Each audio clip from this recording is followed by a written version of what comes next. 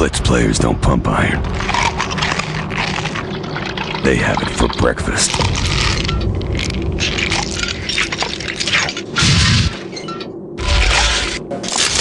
Deadly long-range passing, linebackers without conscience, and the biggest, baddest, most brutal players to ever walk the earth. NFL Blitz. Martez, chew your food. No refs, no rules, no mercy.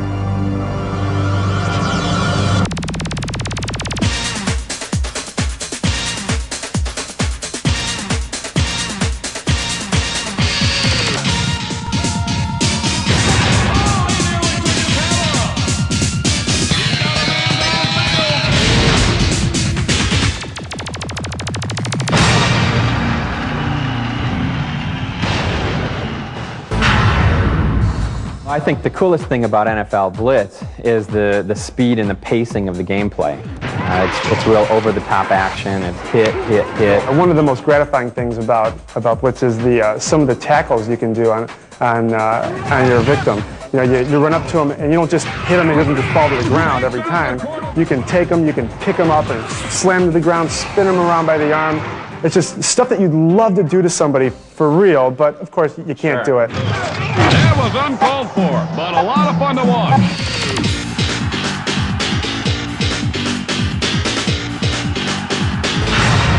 Button passing is the way to go. Right. The perspective. With a game like football, everybody has a strong opinion about how the game should play, how it should look, how it should feel, because everybody knows what football is. There's always somebody open. No, well, no, not the way that would happen. It would be, you know, you knock this guy down and change play to the next guy, knock him down, change play to the next guy. If you're behind the line of scrimmage, it's not going to change you to anyone else except somebody who's rushing the quarterback. So how many people can you All the good ideas bubble up. You really get a lot of arguing, a lot of strong opinions come out, and that always creates a better game. Another thing that makes NFL Blitz so successful is that it's very accessible to the player. Anybody can kind of step up to the game and throw a pass and, you know, score a touchdown and be successful. They feel good.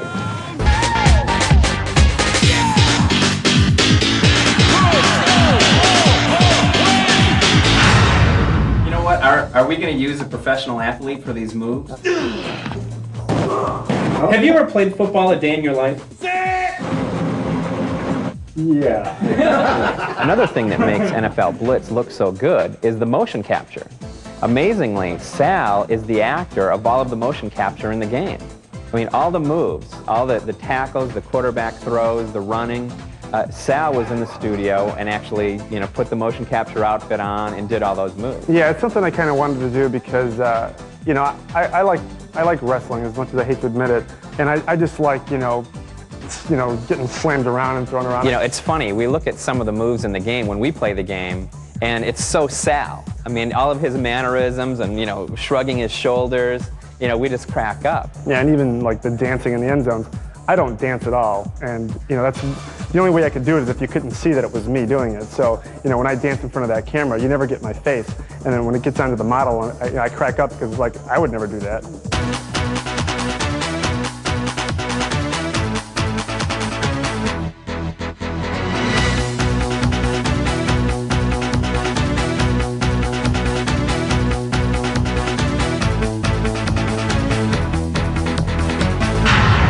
One of the things about motion capture is you can't always just use straight motion capture in the game. You have to have talented artists that take and massage the motion capture to work in a video game. The work that went into this game is enormous. We're talking about a team of maybe 10 people working 80 to 100-hour weeks for about 6 months. You look at the art talent, you know, you look at all of the art in the game, it's just incredible. The performance of the gameplay, the speed of the graphics, You know, that's because we have really good programmers that optimize the system and squeeze the performance out of that hardware.